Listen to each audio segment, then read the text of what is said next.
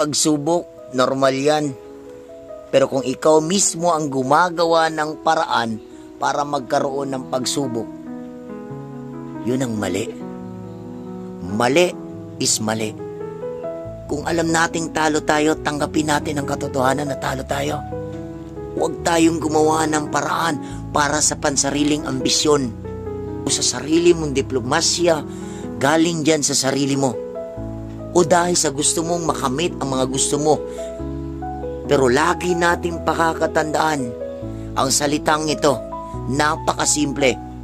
Kung wala lahat ang nakapaligid sa iyo, kung wala lahat nakasuporta sa iyo, kung wala lahat umiintindi sa iyo, tanong ko lang, saan ka kaya ngayon?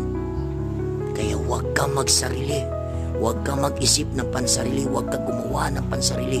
Isipin mo din ang lahat na nagmamahal at sumusuporta sa iyo bago ka gumawa ng plano.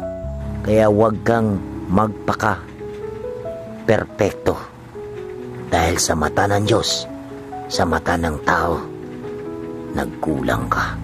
At yan ang tanggapin mo para magising ka sa katotohanan na hindi lahat ng nasa iyo ngayon ay hindi pwedeng mawala.